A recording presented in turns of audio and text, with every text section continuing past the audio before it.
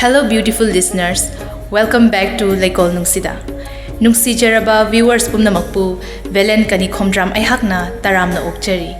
Ngasi channel asina miyam gidamakta anauba wari amakhak pujarakli.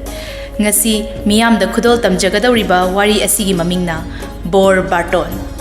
Wari asibu khud thabirakiba Nitishkumar Moirangthem. Presenting to you all BOR BARTON. Matamdo, numidangi pung tara tasilaktuna, thengjilaklaba matamni. Adubu, luwangday mga say nungtildagi thokibado, thengjilaklaba matamdo fauba, mayumda halaktabaduda, yumgi mi pumnamak mathayam na sanarami. Magi mapabirasu, fonda pau lawba yabalongnari. Adubu, chapchaba mari makhong amadi khanglamde. Mangolda fon tawraga layriba, biragi manakta magi loinabi, luwanglay magina mama, ketuki na changsilaklaga mathay waza na hairami. Moy pabong, pung di tara tasile, nate, hausik paubabu, mari makhong amatta khangba ngamdribaro. Birana, ngay ko mama, amta tapthago. Aine, paulo baya balongnari, kaisu tawramoy ne, pakhat kanune nangbo. Ketukina. Moy pabonggi fonda, paulo nari haibaduna di yaroye. Matam asuk yamna thengjilakla si pauba, ningay mangay da na hek day thokpangami, moy pabongdi. Birana, Haima, ay sunga saydagi paulo bayaba lawnari-dana. Tangay padradi, kay no, tau bayaba do kanaraga loire. Masidi, ay gisu ichanin he.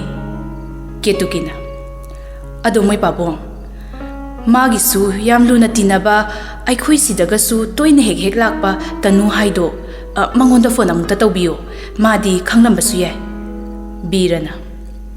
Magi phone du sunin he nga saidagi switch off lay ai su hanjan yenglabani ketuki sor macha ma holaga khangdre da moy pabu karino tawdui sibo birana makha tari ngaikho magi sibu nui huzikan gi chenchung haidu oirabrane ketukina ho adubu oirabadi phaiye adudi nattadana matam naga matam phattabane a kapam mega taram mega labukta hatlaga hunto omega mayam sina aikhoi lebak sida toirabanina pukning se kamaina leitana leigadoribano haiba birana ngai khose mama yengoi matam se nahanwai thainagi matam dudi natrabani haujikti yam pharabani ko madumaksu hek khankhigumsi ketuki khumlai ado moy pabong nate police ta complaint amata hobana pharoidro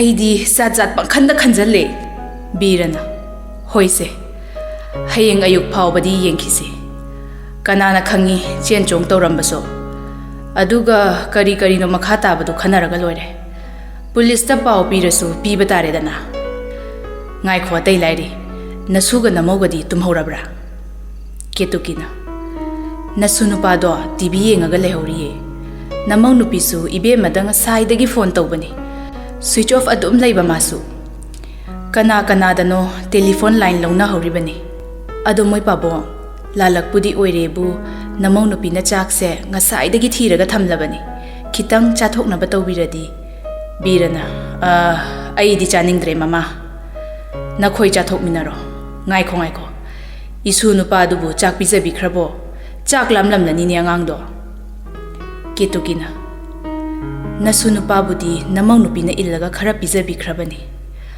as adu suni ne he nene yautradi chak charoina amuk toiba themaga khara di pijabi khrabani birana makhatari ado nangbu magi khangna chana ba lailak pra haido nangbu khangbro ketukina khangde da moy pabung lairira leitrira aikhoi su nong mata haide birana farese thoglaba mamarain lakcharasani asumna bira amadi ketukina mangoldu da wari sanaraga leiringai moigi masunupado moigi manak tamna laklami pungkak chawraba angangni yengbadasu asuki matik nungsi angangdo masunupana thoglakpado ubada birana haima isudi mapalda thogla edana nangbu tumningdribo masunupana tumningdri pupu ado pupu nene do karai da chakrino hauji phawba laktrise Birana Nenedo Tabak Aruba Machatkhibane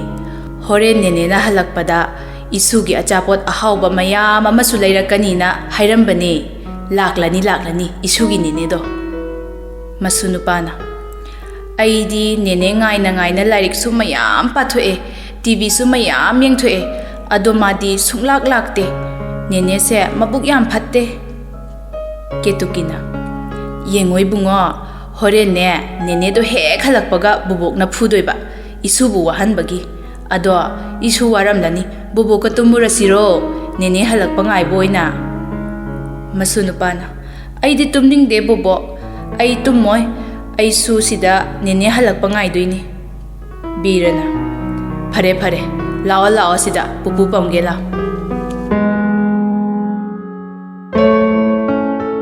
Masigi Matung Ngaihak Lairaga Yum Aduda Mau Oiribirita Prap Mangol da Thoglaktuna Pau Ama Tamning Bagi Mawong Ama Taurami Madu Ubada Manempo Ketukina Haima Kaidaure Rita Nate Nangbu Kari Pawiga Phange Ibe Magi Phondo Hauzik Phawba switch off ta adum lairibro Rita na lat tauraga Ima be mado Aikhoi be mado Aingonda Hauzik ta phone taurami Ketukina Ha Nate asuk thengla phawbabu mabu karai de lei haige Nate kari haire inomana Ngasai dagi phone switch off thamni na kari ge Laklani haibro mabo Nate kari hairake ba imada tamomi Kaino nasaduna kaino mai tauriduna Se imada gyan tana wado mayek sengna mukta hayo Rita lat tauraga hairi Ima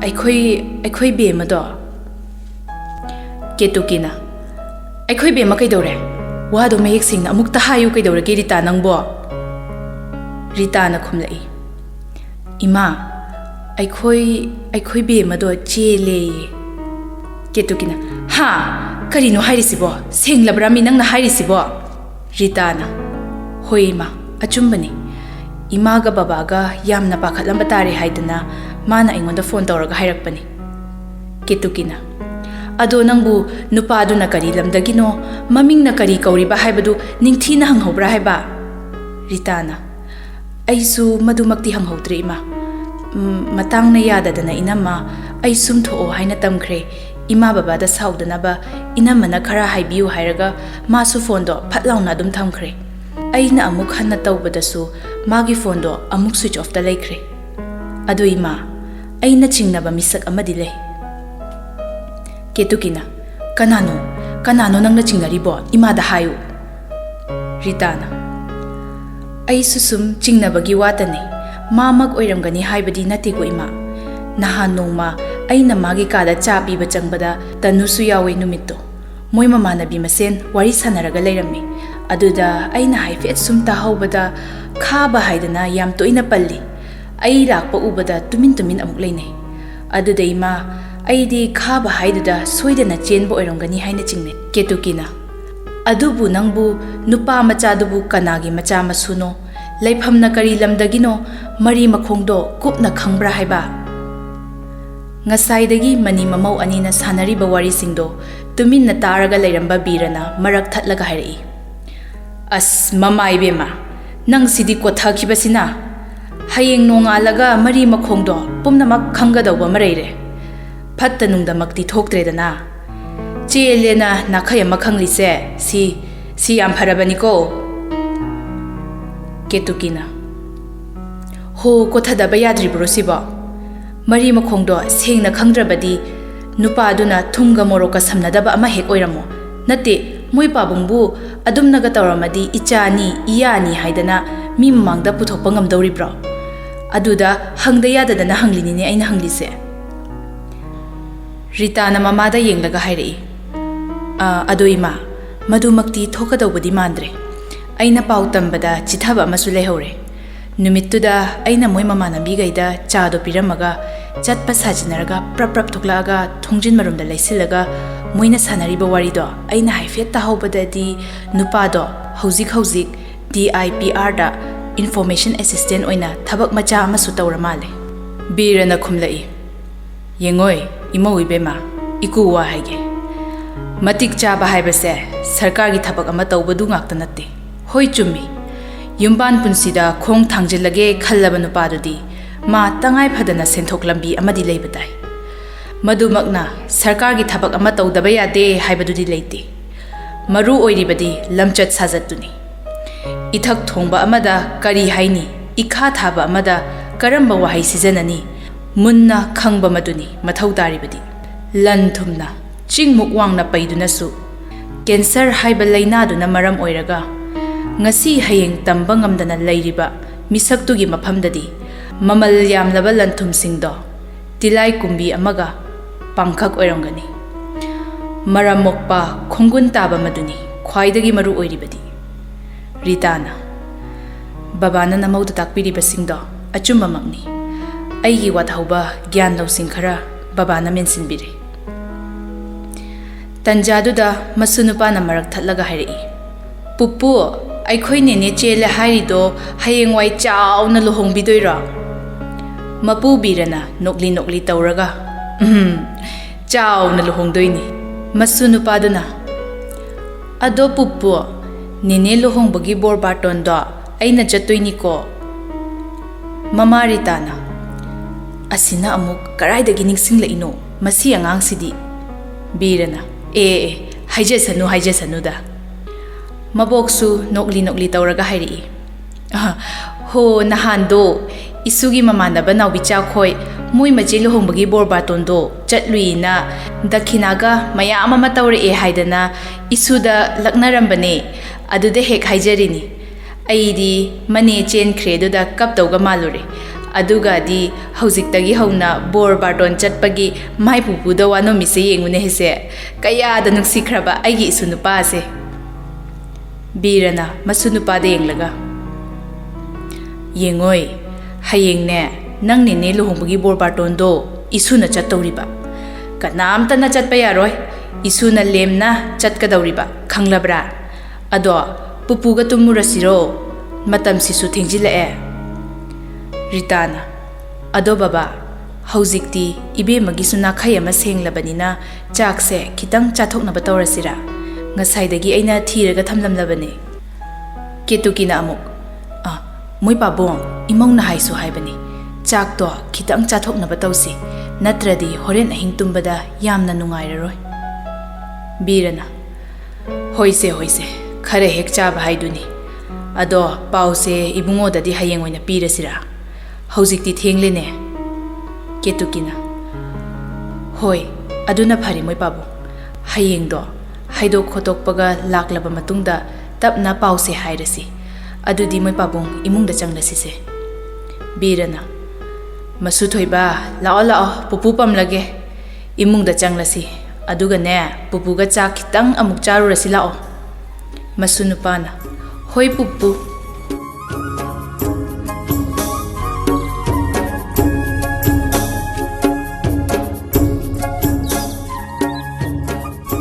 Makhoigi machanupa Ritagi na mapuroiba pamel Kolkata da laiba pharmaceutical company amada thabak tawduna laibani.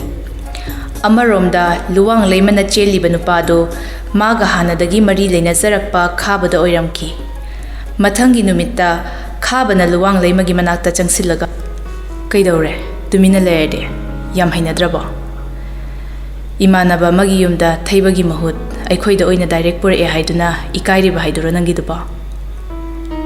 Luwang leima tapna adugi nateda khabana adudi karige.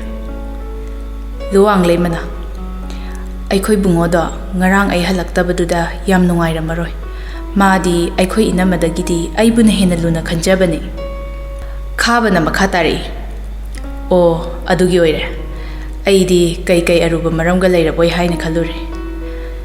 Luwang leimana adoda khaba aidi matam kitang kadi leininglibani. Khabana amu pharese laibakta tamlambani haina khantoklasi. Ngarang do gari bera tawramdrabadi khara sufadawba. Semba loirakpadadi pungsu a yongna tasinkre. Aduda aisu sina pharadra haina tawrubani.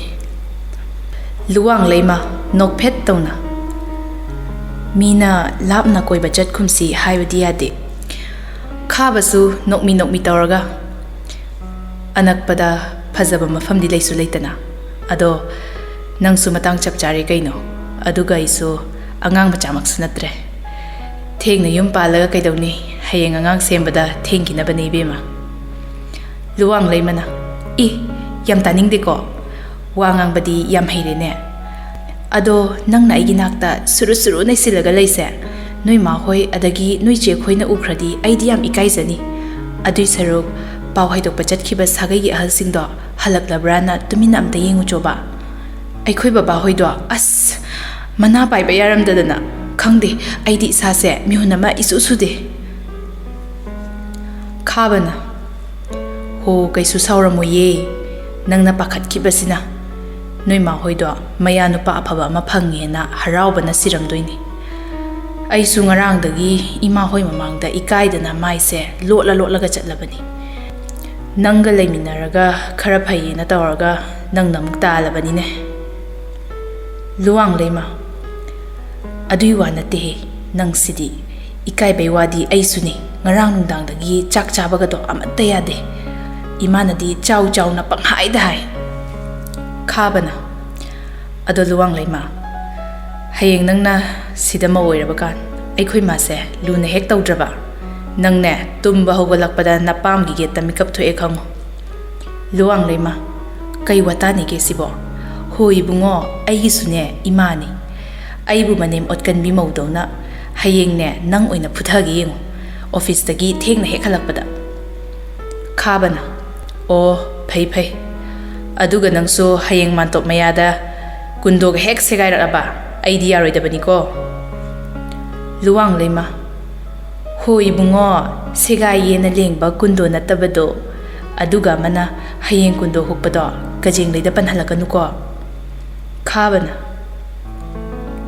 ꯍꯣ ꯄꯟꯗꯅꯕ ꯉꯛꯇꯣ ꯈꯤꯇꯪ ꯍꯦꯛ ꯅꯣꯟꯊꯔꯛꯑꯣ ꯈꯪꯗꯦ ꯚꯥꯏꯔꯦꯜꯄꯨꯔꯒꯤ ꯂꯝꯗꯝꯅꯤꯅ ꯄꯪꯀꯤꯗ ꯀꯤꯖꯩ ꯑꯁꯨꯝꯅ ꯃꯈꯣꯏ ꯑꯅꯤꯅ ꯀꯥꯗꯨꯗ ꯅꯣꯛꯃꯤꯟꯅꯗꯨꯅ ꯋꯥꯔꯤ ꯁꯥꯟꯅꯔꯒ ꯂꯩꯔꯤꯉꯩ ꯈꯥꯕꯒꯤ ꯃꯇꯩꯃ ꯑꯍꯜ ꯍꯦꯃꯥꯕꯇꯤ ꯑꯃꯗꯤ ꯃꯇꯩ ꯃꯌꯥꯏꯃ ꯁꯄꯅ ꯁꯨꯃꯥꯡ ꯃꯌꯥꯗꯨꯗ ꯃꯔꯩ ꯌꯦꯠꯅꯔꯝꯃꯤ ꯃꯈꯣꯏ ꯑꯅꯤꯃꯛ ꯁ꯭ꯀꯨꯜꯒꯤ ꯑꯣꯖꯥ ꯉꯥꯛꯇꯅꯤ ꯍꯦꯃꯥꯕꯇꯤꯅ ꯒꯣꯚꯔꯟꯃꯦꯟꯠ ꯁ꯭ꯀꯨꯜꯒꯤ ꯑꯣꯖꯥꯅꯤ ꯑꯗꯨꯒ ꯃꯅꯥꯎꯅꯨꯄꯤ ꯁꯄꯅꯥꯅ ꯄ꯭ꯔꯥꯏꯚꯦꯠ ꯁ꯭ꯀꯨꯜ ꯑꯃꯗ ꯑꯣꯖꯥ ꯑꯣꯏꯕꯅꯤ ꯍꯦꯃꯥꯕꯇꯤꯅ ꯃꯃꯤꯠꯋꯣ ꯃꯅꯥꯋꯣ ꯇꯧꯔꯒ ꯏꯃꯥꯏꯕꯦꯝꯃ ꯐꯪꯂꯤꯕ ꯇꯣꯂꯣꯞ ꯃꯇꯥꯗꯨꯒ ꯀꯦꯔꯤꯕ ꯈꯨꯀꯦꯁꯤꯒ ꯃꯦꯀꯞ ꯃꯃꯜꯕꯨ ꯍꯟꯖꯟꯕ ꯉꯝꯖꯥꯠꯂꯣ ꯁꯄꯅꯥꯅ ꯏꯆꯦ ꯅꯪꯅ ꯍꯥꯏꯔꯤꯗꯨꯕꯨ ꯀꯅꯥꯗꯅꯣ ꯅꯪꯅ ꯍꯥꯏꯔꯤꯗꯨꯕꯨ ꯑꯩꯉꯣꯟꯗ ꯅꯠꯇ꯭ꯔꯣ ꯍꯦꯃꯥꯕꯇꯤꯅ ꯍꯣ ꯑꯄꯥꯟꯕ ꯃꯤꯇꯅꯕꯨ ꯃꯈꯧ ꯄꯣꯟꯖꯕꯅꯦ ꯑꯩꯗꯤ ꯑꯇꯝꯅ ꯅꯃꯤꯡꯃꯛꯇꯤ ꯄꯟꯈꯤꯗꯕ꯭ꯔꯥ ꯍꯥꯏꯅ ꯈꯜꯂꯤ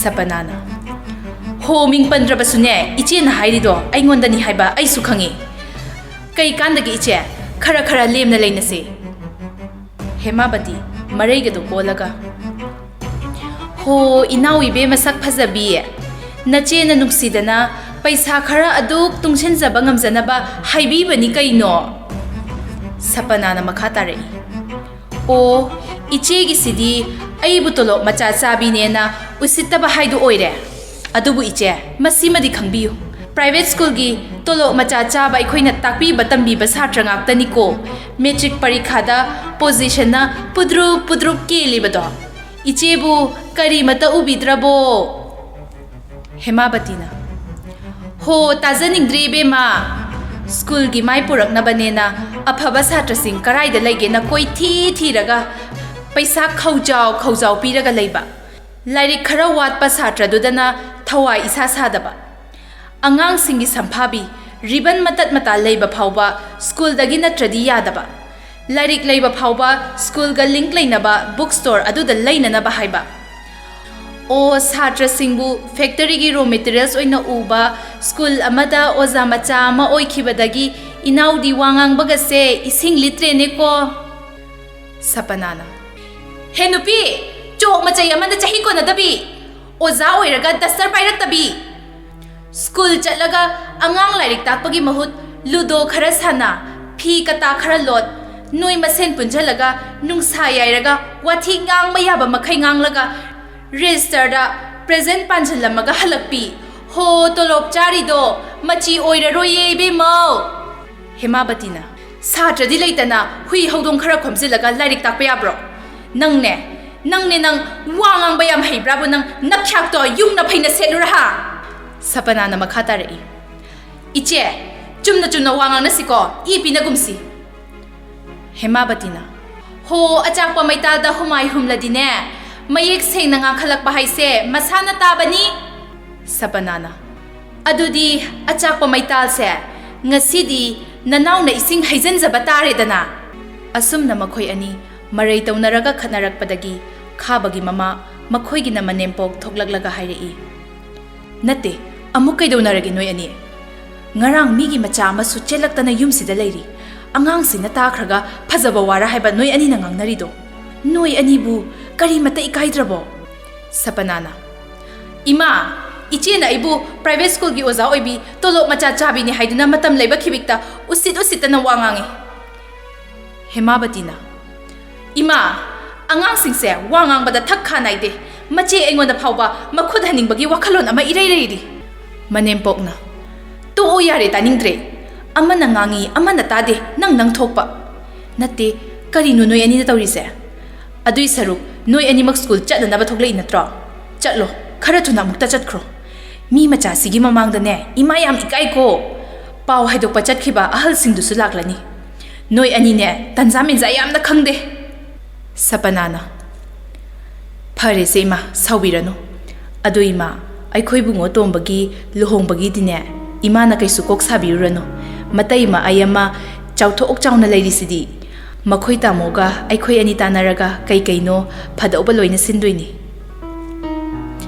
Hemabatina mo Ima aisuni nungsi khraba inauni laikai mamangda chang taba yaba natte matai ma ahal aisu leiri sidi Imana sifani haido aikhoi de hekta haibiu sel thumgi matangda imana kaisu matha saningai oide manempok na tapna sel thumgi dine thoidokte da napabung leikhidraba tungda magi pension su imana phangli dana aina su magi damak sel kharadi tungsanduna thamlabani adugi su mathakta ma su haujikti thabak macha ma su tawjare magi su thamjanjaba senpham kharadi aduk leramgani da Hemabatina adu yadi ima haujikti ima ahal oire ibungo su thabak tawba kuizadri luhongbagi chap chaba daita do aikhoina lawgani ima mase aikhoina tawdaba yadraba ithongni manempokna ho phare ibungo ga noi kupna su tanaro ado imadi noi ani se ngasi simakte school chathaningdabani paw haidok pachat khiba sagai gi ahal sing du su halaani Sapanana Ima aisu khangdabadi natte ado nongma hek absent oibada lupa sawnga ni ka ise tolop mata sida yam mawong ta roi tawbani ai khoi che hoigi di adum ya doi oirini Hemabatina Ima ai khoi suni chapmanai government school hairaga hanadagi khetnaba kharadi leire hantakti sarkar se lakpadagi niyom chumdaba yadre adugi ni ma manempokna Ho phare chatnaruro imana yaragadi na sum haibanida asumna Hemabati amadi Sapana su masa gi school da chatnakre makhoi ani aduk ahakna pukchel pikpi nupi amadi natte khaba busu makhoi ne yamna luna tawse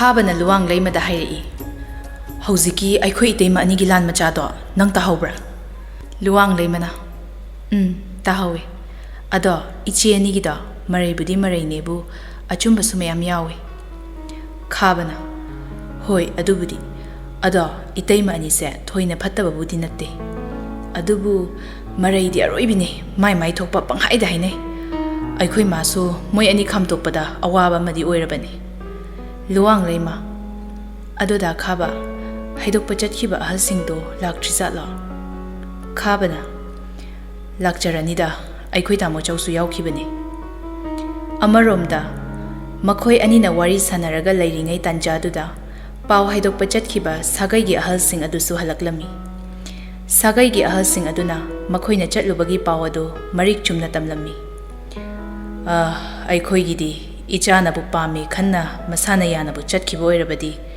ꯀꯔꯤꯁꯨ ꯍꯥꯏꯅꯤꯡꯉꯥꯏ ꯂꯩꯇꯦ꯫ ꯃꯣꯏꯒꯤ ꯑꯄꯥꯝꯕꯗꯣ ꯊꯨꯡꯍꯟꯕ ꯇꯥꯕꯅꯤ꯫ ꯑꯗꯨꯕꯨ ꯆꯠꯅꯕꯤꯒꯤ ꯃꯇꯨꯡ ꯏꯟꯅ ꯃꯃꯥ ꯍꯣꯏ ꯁꯥꯒꯩꯒꯤ ꯃꯧ ꯈꯔꯒ ꯍꯣꯔꯦꯟ ꯃꯆꯤꯟ ꯍꯪꯕꯗꯤ ꯑꯃꯨꯛꯇꯪ ꯂꯥꯛꯍꯟꯖꯒꯦ ꯍꯥꯏꯅ ꯍꯥꯏꯔꯛꯏ ꯍꯥꯏꯗꯨꯅ ꯑꯁꯨꯝꯅ ꯄꯥꯎ ꯇꯝꯂꯝꯃꯤ꯫ ꯄꯥꯎꯗꯣ ꯇꯥꯕꯗ ꯃꯈꯣꯏ ꯌꯥꯝꯅ ꯅꯨꯡꯉꯥꯏꯔꯝꯃꯤ꯫ ꯈꯥꯕ ꯑꯃꯗꯤ ꯂꯨꯋꯥꯡꯂꯩꯃꯁꯨ ꯃꯈꯣꯏ ꯑꯅꯤꯒꯤ ꯃꯪꯖꯔꯛꯄ ꯃꯪꯂꯥꯟ ꯑꯗꯣ ꯃꯪꯐꯥꯎꯅꯔꯒꯅꯤ ꯈꯜꯂꯨꯕꯗ ꯌꯥꯝꯅ ꯍꯔꯥꯎꯔꯝꯃꯤ꯫ ꯑꯁꯨꯝꯅ ꯁꯥꯒꯩꯒꯤ ꯑꯍꯜꯁꯤꯡ ꯑꯗꯨꯁꯨ ꯆꯠꯈ꯭ꯔꯕ ꯃꯇꯨꯡ ꯄꯨꯡ ꯑꯃꯃꯨꯛ ꯂꯩꯔꯒ ꯂꯨꯋꯥꯡꯂꯩꯃꯒꯤ ꯋꯥꯆꯦꯞ ꯅꯝꯕꯔꯗ ꯍꯥꯟꯅ ꯁꯦꯚ ꯇꯧꯗꯕ ꯃꯁꯛ ꯈꯪꯗꯕ ꯅꯝꯕꯔ ꯑꯃꯈꯛꯅ ꯃꯥꯒꯤ ꯋꯥꯆꯦꯞꯇ ꯚꯤꯗꯤꯑꯣ ꯀ꯭ꯂꯤꯞ ꯑꯃ ꯊꯥꯔꯛꯈꯤ꯫ ꯂꯨꯋꯥꯡꯂꯩꯃꯅ ꯍꯥꯡꯇꯣꯛꯇꯨꯅ ꯌꯦꯡꯂꯨꯕꯗ ꯚꯤꯗꯤꯑꯣ ꯑꯗꯨ ꯃꯥꯅ ꯕꯥꯠꯔꯨꯝꯗ ꯏꯔꯨꯖꯗꯨꯅ ꯂꯩꯔꯤꯉꯩ ꯃꯇꯝꯗ ꯃꯤꯑꯣꯏ ꯑꯃꯅ ꯂꯣꯟꯅ ꯅꯝꯍꯧꯕ ꯃꯥꯟꯕ ꯌꯦꯡꯕ ꯅꯨꯡꯉꯥꯏꯇꯕ ꯚꯤꯗꯤꯑꯣ ꯑꯃ ꯑꯣꯏꯔꯝꯈꯤ꯫ ꯑꯃꯗꯤ ꯃꯗꯨ ꯎꯔꯨꯕꯗ ꯂꯨꯋꯥꯡꯂꯩꯃ ꯀꯣꯛꯆꯥꯎꯕꯤ ꯀꯥꯗꯨꯅ ꯃꯈꯥꯗ ꯐꯝꯊꯈ꯭ꯔꯦ꯫ ꯑꯗꯨꯒ ꯃꯆꯤꯟꯗ ꯁꯣꯜꯂꯤ꯫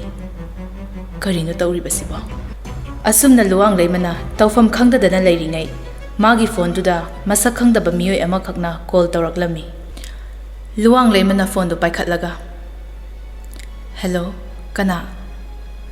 ꯃꯁꯛ ꯈꯪꯗꯕ ꯃꯤꯑꯣꯏ ꯑꯗꯨꯅ, "ꯍꯦꯜꯂꯣ, ꯂꯨꯋꯥꯡꯂꯩꯃ." ꯂꯨꯋꯥꯡꯂꯩꯃꯅ, "ꯀꯅꯥ?" ꯃꯤꯑꯣꯏ ꯑꯗꯨꯅ ꯀꯔꯦꯝꯅꯅ, "ꯃꯗꯣ ꯅꯪꯅ ꯈꯪꯂꯨꯕꯒꯤ ꯃꯊꯧ ꯇꯥꯗꯦ, ꯑꯗꯨꯒ ꯑꯩꯈꯣꯏꯅ ꯍꯥꯏꯒꯗꯕꯁꯨ ꯂꯩꯇꯦ." ꯃꯥꯒꯤ ꯋꯥꯉꯥꯡ ꯑꯗꯨꯗ ꯂꯨꯋꯥꯡꯂꯩꯃꯅ ꯆꯤꯡꯅꯔꯗꯨꯅ ꯃꯈꯥ ꯇꯥꯔꯛꯏ, "ꯑꯗꯨꯗꯤ ꯑꯩꯒꯤ ꯐꯣꯟꯗ ꯚꯤꯗꯤꯑꯣ ꯊꯥꯔꯛꯂꯤꯕꯁꯦ ꯅꯍꯥꯛ?" ꯃꯤꯑꯣꯏ ꯑꯗꯨꯅ, "ꯃꯗꯣ ꯑꯩꯈꯣꯏꯅ ꯍꯥꯏꯗ꯭ꯔꯕꯁꯨ ꯅꯪꯅ ꯈꯪꯐꯝ ꯊꯣꯛꯏ." ꯂꯨꯋꯥꯡꯂꯩꯃ ꯁꯥꯎꯅꯤꯡꯂꯗꯨꯅ, "ꯑꯗꯨꯗꯤ ꯍꯥꯏꯌꯨ, ꯅꯣꯏꯅ ꯑꯩꯉꯣꯟꯗꯒꯤ ꯄꯥꯝꯂꯤꯕꯁꯦ ꯀꯔꯤꯅꯣ? ꯑꯗꯨꯒ ꯑꯩꯉꯣꯟꯗ ꯑꯁꯨꯝꯅ ꯇꯧꯔꯤꯕ ꯀꯔꯤꯒꯤꯅꯣ?" ꯃꯤꯑꯣꯏ ꯑꯗꯨꯅ, "ꯋꯥꯁꯦ ꯁꯥꯡꯊꯕꯒꯤ ꯃꯊꯧ ꯇꯥꯗꯦ. ꯑꯩꯅ ꯍꯥꯏꯔꯤꯕ ꯋꯥꯁꯦ ꯅꯪꯅ ꯏꯟꯒꯗꯕꯅꯤ." ꯂꯨꯋꯥꯡꯂꯩꯃꯅ, "ꯀꯔꯝꯕ ꯋꯥꯐꯝ?" "ꯅꯪ ꯆꯦꯜꯂꯦ. ꯑꯊꯨꯕ ꯃꯇꯝ ꯑꯃꯗ ꯅꯪ ꯂꯨꯍꯣꯡꯂꯒꯅꯤ ꯍꯥꯏꯕ ꯑꯩ ꯈꯪꯏ. ꯃꯔꯝ ꯑꯁꯤꯅ ꯅꯪꯅ ꯀꯔꯤꯒꯨꯝꯕ ꯅꯪꯒꯤ ꯚꯤꯗꯤꯑꯣ ꯑꯁꯤ ꯏꯟꯇꯔꯅꯦꯠ, ꯁꯣꯁꯤꯌꯦꯜ ꯃꯤꯗꯤꯌꯥꯗ ꯊꯥꯒꯠꯄ ꯄꯥꯝꯗ꯭ꯔꯕꯗꯤ ꯂꯨꯍꯣꯡꯕꯗꯣ ꯌꯥꯕ ꯉꯝꯂꯣꯏ, ꯏꯁꯥꯅ ꯌꯥꯅ ꯆꯦꯟꯕ ꯅꯠꯇꯦ ꯍꯥꯏꯅ ꯈꯨꯝꯒꯗꯕꯅꯤ." ꯋꯥꯍꯩ ꯑꯗꯨ ꯇꯥꯕꯗ ꯂꯨꯋꯥꯡꯂꯩꯃ ꯃꯁꯥ ꯊꯛ ꯊꯛ ꯅꯤꯛꯄꯒ ꯂꯣꯏꯅꯅ ꯃꯈꯥ ꯇꯥꯔꯛꯏ, "ꯀꯩꯅꯣ ꯅꯣꯏꯅ ꯍꯥꯏꯔꯤꯕ ꯋꯥꯐꯝꯗꯨꯕꯣ? ꯑꯩ ꯃꯗꯨ ꯌꯥꯕ ꯁꯨꯡꯉꯝ ꯉꯝꯃꯣꯏ. ꯑꯩꯅ ꯅꯣꯏꯗ ꯀꯔꯤ ꯑꯀꯥꯏꯕ ꯆꯠꯈ꯭ꯔꯕꯒꯦ ꯅꯣꯏꯅ ꯑꯩꯉꯣꯟꯗ ꯑꯁꯨꯝꯅ ꯇꯧꯔꯤꯕ?" ꯅꯣꯛꯂꯤ ꯇꯧꯔꯒ ꯃꯤꯑꯣꯏ ꯑꯗꯨꯅ ꯍꯥꯏꯔꯛꯏ, "ꯐꯔꯦ. ꯑꯩꯈꯣꯏꯅ ꯍꯥꯏꯕ ꯋꯥꯁꯦ ꯅꯪ ꯏꯟꯗ꯭ꯔꯕꯅꯤꯅ ꯅꯪꯒꯤ ꯚꯤꯗꯤꯑꯣ ꯑꯩꯈꯣꯏꯅ ꯏꯟꯇꯔꯅꯦꯠꯇ ꯑꯞꯂꯣꯗ ꯇꯧꯗꯨꯅ ꯃꯤꯌꯥꯝ ꯃꯃꯥꯡꯗ ꯁꯕꯥꯛ ꯐꯥꯛꯂꯒꯦꯅꯦ ꯍꯥ? ꯅꯁꯥꯅ ꯌꯥꯔꯕ ꯅꯠꯇ꯭ꯔꯣ?" ꯂꯨꯋꯥꯡꯂꯩꯃꯅ, "ꯃꯗꯨꯗꯗꯤ ꯇꯧꯕꯤꯒꯅꯣ, ꯄ꯭ꯂꯤꯖ, ꯑꯗꯨꯝꯅ ꯇꯧꯕꯤꯒꯅꯣ. ꯑꯩ ꯅꯈꯣꯏꯗ ꯄꯩꯁా ꯄꯤꯌꯨ ꯍꯥꯏꯔꯕꯁꯨ ꯄꯤꯒꯦ. ꯚꯤꯗꯤꯑꯣ ꯑꯃꯨꯛꯇ ꯗꯤꯂꯤꯠ ꯇꯧꯕꯤꯌꯨ, ꯄ꯭ꯂꯤꯖ, ꯑꯃꯨꯛꯇꯗꯤ ꯅꯨꯡꯁꯤꯕꯤꯌꯨꯕ." ꯃꯤꯑꯣꯏ ꯑꯗꯨꯅ ꯃꯈꯣꯜ ꯀꯟꯅ, "ꯑꯩꯈꯣꯏ ꯅꯉꯣꯟꯗꯒꯤ ꯄꯩꯁా ꯄꯥꯝꯗꯦ. ꯑꯩꯈꯣꯏꯅ ꯄꯥꯝꯕꯗꯤ ꯅꯪꯅ ꯂꯨꯍꯣꯡꯕ ꯇꯣꯛꯄꯗꯨꯅꯤ. ꯋꯥꯐꯝꯁꯤꯗ ꯅꯪꯅ ꯌꯥꯝꯅ ꯃꯔꯩ ꯃꯔꯥ ꯇꯧꯕ ꯇꯥꯔꯒꯗꯤ ꯑꯩꯈꯣꯏꯒꯤꯗꯤ ꯄꯥꯡꯊꯣꯛꯐꯝ ꯊꯣꯛꯄ ꯊꯕꯛꯇꯣ ꯑꯗꯨꯃꯛ ꯄꯥꯡꯊꯣꯛꯄ ꯇꯥꯕꯅꯤ. ꯈꯜꯂꯨ, ꯑꯔꯣꯏꯕ ꯑꯣꯏꯅ ꯑꯃꯨꯛꯇꯪ, ꯂꯨꯍꯣꯡꯕ ꯇꯣꯛꯄ ꯅꯠꯇ꯭ꯔꯒ ꯚꯤꯗꯤꯑꯣ ꯊꯥꯒꯠꯄ, ꯑꯅꯤꯁꯤꯒꯤ ꯑꯔꯨꯝ ꯑꯌꯥꯡꯗꯣ ꯅꯁꯥꯅ ꯂꯦꯞꯆꯧ." ꯂꯨꯋꯥꯡꯂꯩꯃ ꯎꯄꯥꯏ ꯂꯩꯇ꯭ꯔꯗꯨꯅ ꯃꯁꯥꯒꯤ ꯏꯖꯠꯀꯤꯗꯃꯛ ꯈꯜꯂꯒ ꯌꯥꯅꯤꯡꯗ, "ꯍꯣꯏ, ꯑꯩ ꯋꯥꯐꯝꯗꯣ ꯌꯥꯔꯒꯦ." ꯃꯗꯨꯗꯒꯤ ꯃꯤꯑꯣꯏ ꯑꯗꯨꯅ ꯃꯈꯥ ꯇꯥꯔꯛꯏ, "ꯌꯥꯝ ꯅꯨꯡꯉꯥꯏꯔꯦ ꯂꯨꯋꯥꯡꯂꯩꯃ, ꯑꯩꯈꯣꯏꯒꯤ ꯋꯥꯁꯦ ꯅꯪꯅ ꯇꯥꯕꯤꯕꯒꯤ. ꯑꯗꯨꯗꯤ ꯐꯣꯟ ꯑꯃꯨꯛ ꯊꯝꯂꯒꯦꯅꯦ ꯍꯥ? ꯑꯗꯨꯒ ꯃꯁꯤꯃꯁꯨ ꯈꯪꯉꯨ, ꯋꯥꯐꯝ ꯑꯁꯦ ꯅꯪꯅ ꯈꯥꯕꯗ ꯇꯝꯕꯁꯨ ꯌꯥꯔꯣꯏ. ꯑꯗꯨꯒ ꯑꯃꯅ ꯀꯔꯤꯒꯨꯝꯕ ꯋꯥꯐꯝ ꯑꯁꯤꯒꯤ ꯃꯇꯥꯡꯗ ꯅꯪꯅ ꯄꯨꯂꯤꯁꯇ ꯄꯥꯎ ꯄꯤꯗꯨꯅ ꯌꯥꯝ ꯍꯩꯁꯤꯡꯕ ꯁꯥꯔꯛꯂꯕ ꯅꯪꯒꯤ ꯚꯤꯗꯤꯑꯣ ꯑꯩꯈꯣꯏꯒꯤ ꯈꯨꯠꯇ ꯂꯩ ꯍꯥꯏꯕꯁꯦ ꯅꯪ ꯀꯥꯎꯗꯕꯅ ꯐꯩ. ꯔꯤꯂꯤꯁ ꯇꯧꯕ ꯍꯥꯏꯁꯦ ꯁꯦꯀꯦꯟ ꯈꯔꯒꯤ ꯋꯥꯅꯤ, ꯚꯥꯞ ꯇꯥꯎ. ꯃꯔꯛꯇ ꯀꯣꯜ ꯇꯧꯔꯛꯀꯅꯤ. ꯒꯨꯗ ꯕꯥꯏ." ꯑꯁꯨꯝꯅ ꯍꯥꯏꯔꯒ ꯃꯤꯑꯣꯏ ꯑꯗꯨ ꯐꯣꯟ ꯊꯝꯈ꯭ꯔꯦ꯫ ꯂꯨꯋꯥꯡꯂꯩꯃꯅ ꯍꯜꯂꯒ ꯑꯃꯨꯛ ꯇꯧꯕꯗ ꯐꯣꯟꯗꯣ ꯁ꯭ꯋꯤꯆ ꯑꯣꯐ ꯂꯩꯈ꯭ꯔꯦ꯫ ꯃꯥ ꯃꯊꯥ ꯌꯥꯝꯅ ꯁꯥꯔꯝꯃꯤ, ꯇꯧꯐꯝ ꯈꯪꯂꯝꯗꯦ꯫ ꯑꯃꯗꯤ ꯃꯉꯣꯟꯗ ꯕ꯭ꯂꯦꯛꯃꯦꯜ ꯇꯧꯔꯛꯂꯤꯕꯁꯤꯒꯤ ꯃꯇꯥꯡꯗ ꯃꯥꯅ ꯈꯥꯕꯗ ꯌꯥꯝꯅ ꯇꯝꯅꯤꯡꯂꯝꯃꯤ, ꯑꯃꯁꯨꯡ ꯄꯨꯂꯤꯁꯇꯁꯨ ꯃꯥꯅ ꯄꯥꯎꯁꯦ ꯍꯥꯏꯅꯤꯡꯂꯝꯃꯤ꯫ ꯑꯗꯨꯕꯨ ꯏꯖꯠꯀꯤꯗꯃꯛ ꯈꯜꯂꯒ ꯀꯤꯕꯗꯒꯤ ꯆꯤꯟꯕꯥꯜ ꯊꯣꯛꯅ ꯍꯥꯏꯕ ꯉꯝꯂꯝꯗꯦ꯫